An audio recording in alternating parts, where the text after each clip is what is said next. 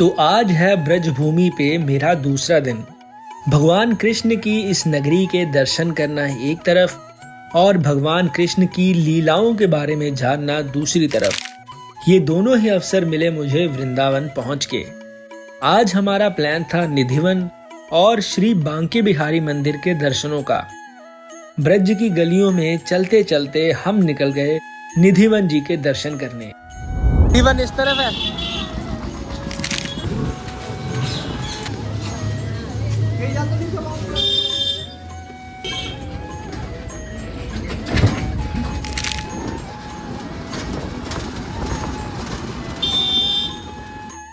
और अगर आपने वृंदावन आके ब्रजवासी पेड़े नहीं खाए तो ये यात्रा शायद आपकी अधूरी मानी जाएगी। यहाँ के पेड़े दुनिया भर में मशहूर है। तो यहाँ पेड़े खाकर हम चल दिए निधिवन जी की तरफ और रास्ते में हमने कर लिया गाइड, जिनको हमने 300 रुपए दिए। भक्तों का हुजूम आप देख ही सकते हो, पाँव रखने के लिए जगह नहीं मिल रही थी यहाँ। कुछ ही समय से लोग धार्मिक स्थानों पर ज्यादा जाने लग गए हैं। इसको आप चाहे रील्स का ट्रेंड कह लो या भगवान के प्रति प्रेम कह लो। बहरहाल निधिवन में हमको मिल गई VIP एंट्री, जिसकी पर्ची 150 रुपया पर पर्सन है।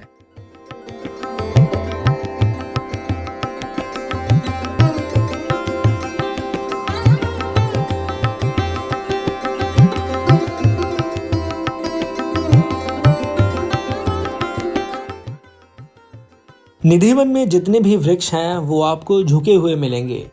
माना जाता है ये राधा रानी जी को प्रणाम कर रहे हैं। कहते हैं वृंदावन के वृक्ष को मरम न जाने कोय, यहाँ डाल डाल और पात पात पे राधे राधे होए। और क्या रहस्य है निधिवन के, आइए जानते हैं हमारे गाइड पंडित जी से। तुलसी के वृक्ष रात्रि के समय ब्रजगोपी बन जाते हैं। अच्छा जी। रात्रि अभी भी यहाँ रात्रि के समय 8 बजे के बाद में मंदिर बंद हो जाता है। पुजारी जी बाहर निकलते हैं, ताला लगा के 3 आवाज लगाते हैं कि सभी बाहर निकलो, मंदिर बंद होने वाला। तो सभी बाहर निकलते रहते हैं। बंदर वगैरह सब, और ये चारों तरफ लाइट है, ये सब बुझ जाती हैं। बाहर की साइड आप देख रहे हो कोई भी लाइट नहीं है इस समय, तो इसलिए सब बंद हो जाती है। और जो भी बाई चांस ठाकुर जी की परीक्षा लेना चाहता है, रात्रि के समय रुक जाता है, तो सवेरे वो बोलने की स्थिति में नहीं रहता है। या तो ठाकुर जी अपने धाम बुला लेते हैं, या फिर उसको गूंगा हो जाता है, या फिर अंधा हो जाता है। और जो भी है जहाँ आप देख रहे हैं, ये सब रात्रि के समय वृक्ष बन जाते हैं। और सब यहाँ पुरानी प्राचीन सभ्यता है। अब नए तत्व में क्या है, सब बिगड़ता जा रहा है, सब माहौल नया होता जा रहा है। जो भी धरोहर रह गई निधिवन में ही है इस समय। यहाँ पर बिहारी जी का मंदिर है।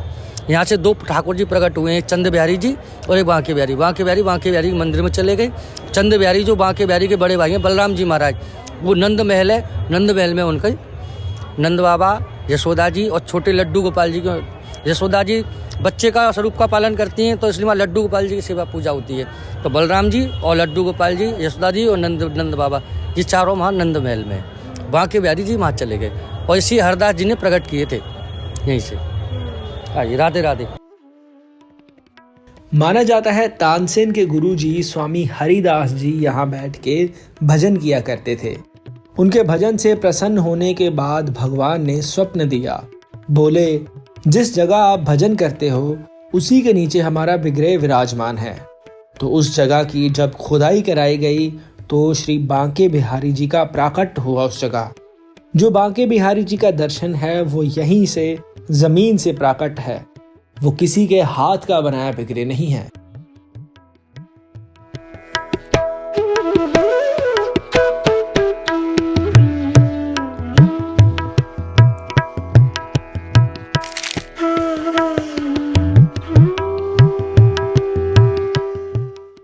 तो इसी के ही आगे हमने दर्शन किए रंग महल के।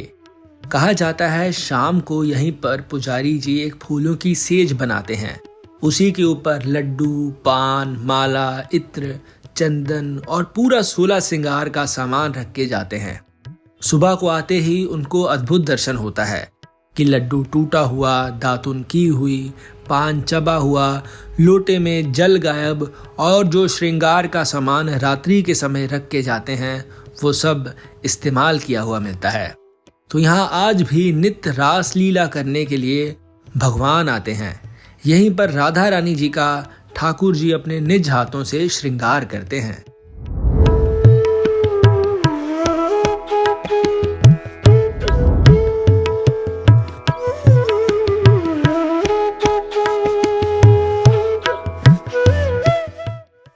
आगे हम गए रास मंडल में।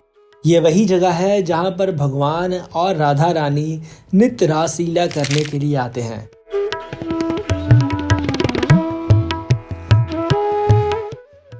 इसके बाद हम गए बंसी चोरी राधा रानी पर। यहाँ आपको दर्शन होंगे राधा रानी के। यहाँ पर भगवान की बांसुरी चोरी करके राधा रानी जी बजा रही हैं, इसीलिए इस स्थान को बंसी चोरी राधा रानी बोला जाता है।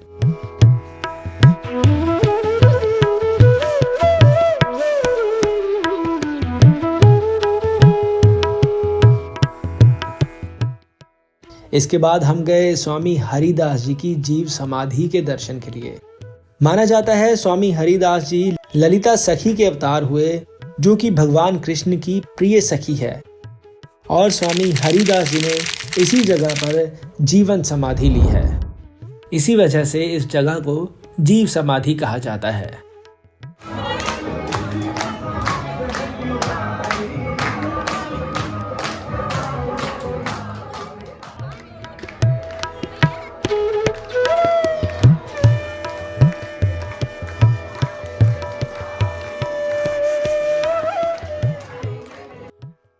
निधिवन के दर्शन करके बाहर आए थे कि भूख से मानो सर चकरा रहा हो, तो बस फिर कचौरी और लस्सी ने दिया हमारे भूखे पेट को आसरा। इतनी स्वादिष्ट कचौरी और लस्सी आपको सिर्फ ब्रज भूमि पर ही मिल सकती है।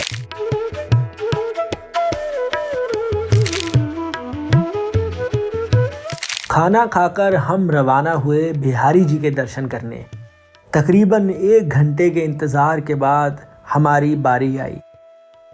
इस मंदिर की खास बात है, यहाँ ठाकुर जी के साथ साथ राधा रानी भी विराजमान है, और राधा रानी जी का ठाकुर जी की तरह ही श्रृंगार किया गया है।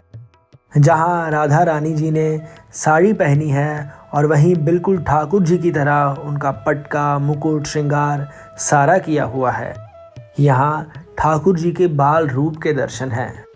इस मंदिर में घंटा, घड़ियाल, नगाड़ा कुछ नहीं बजता, और वृंदावन के सारे मंदिर दोपहर 4 से 4:30 घंटे के लिए बंद कर दिए जाते हैं, क्योंकि माना जाता है कि ठाकुर जी यहाँ बाल रूप में विराजमान हैं और उनके आराम के लिए सभी मंदिर बंद कर दिए जाते हैं।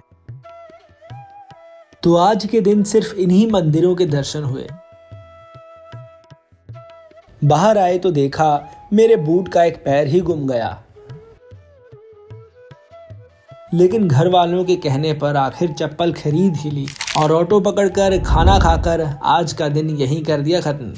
लेकिन अभी यमुना जी, गोवर्धन पर्वत और भी लीलाओं से परिचय करवाना है आपका, तो जुड़े रहिएगा इस ब्रज भूमि की यात्रा के साथ।